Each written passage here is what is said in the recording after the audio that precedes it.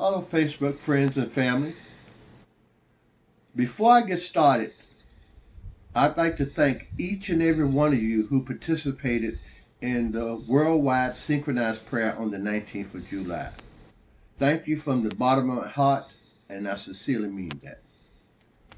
Now, as I told you, I will be bringing you more videos on the things that I've researched and found. Today, we're doing a Bible study, Daniel 2, chapter 2. And this is about a dream King Nebuchadnezzar had. King Nebuchadnezzar had a dream that frightened him so that he just had to find out what it meant. But he was wise enough not to divulge the dream for fear of being misinterpreted. So he called together the astrologers, the magicians, the sorcerers, and the Chaldeans to tell him his dream. But each one of them asked the same thing. Tell us your dream and we'll interpret it. He responded to them by telling them, the dream escapes me. But if you're truly wise men, you would still be able to tell me my dream. The response was the same. No one could tell you your dream. Angered by this, King Nebuchadnezzar sent out a decree throughout the kingdom to slay all the wise men of Babylon. He gave this decree to Arioch, the captain of the king's guard. Arioch went out to carry out the decree. He came across Daniel, and Daniel asked, why was the decree so hasty? Well, Arioch explained to him what had transpired. Then Daniel asked for an audience with the king. So Arioch took him before the king. Daniel told the king, if you give me time, I will be able to interpret your dream. The king agreed. Upon him agreeing, Daniel went home, and he told his companions to pray for mercy to the Heavenly Father that they would not perish with the rest of the wise men of Babylon. Later, our Heavenly Father sent a vision to Daniel, a vision of the dream.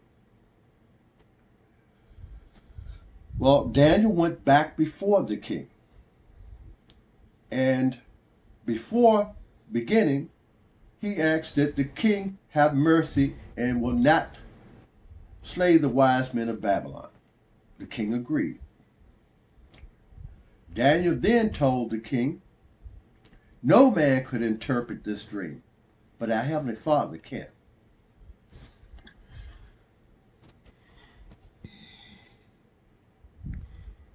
He went on to tell him,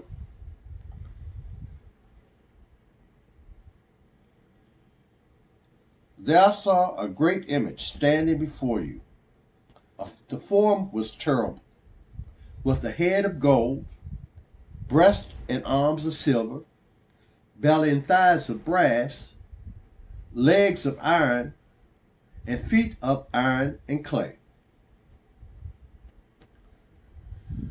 Now, then a stone was cut out without hands and smote the figure at its feet, breaking them into pieces. Then was the iron, clay, brass, silver, and gold broken to pieces together, and the wind carried them away, that no place was found for them. And the stone that smote them became a great mountain and covered the entire earth.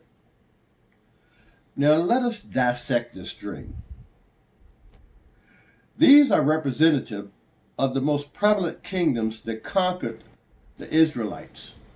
Now notice I said Israelites, not Israelis. The gold was Babylon.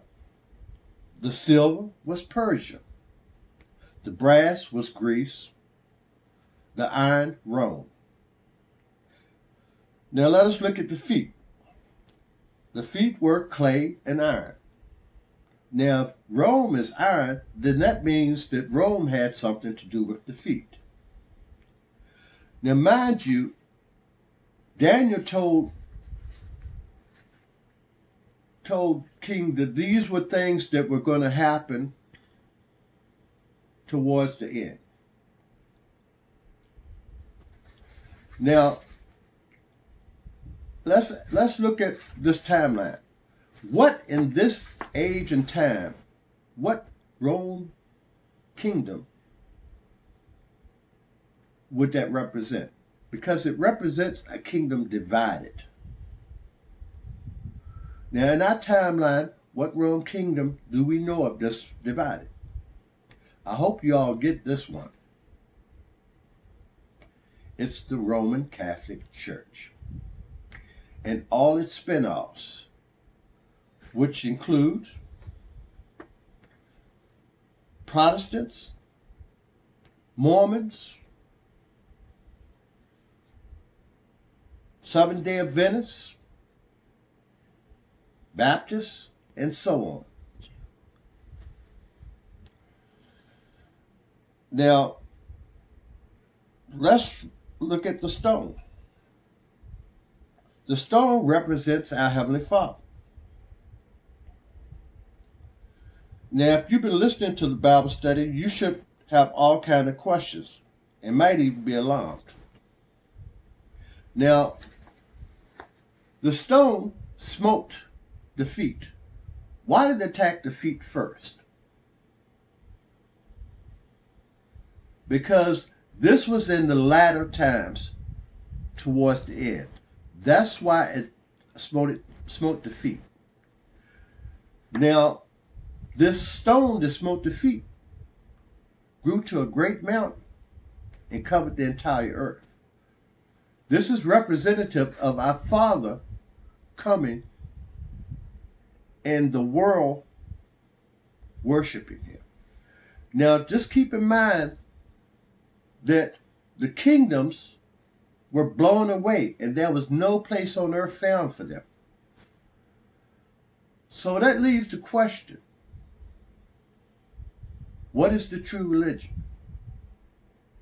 Now, as I told you, these videos that I'm making are to make you think and question and hopefully search for the truth. But this is the end of this video. I thank you so much for watching, and may Yah bless and watch over each and every one of you. Thank you.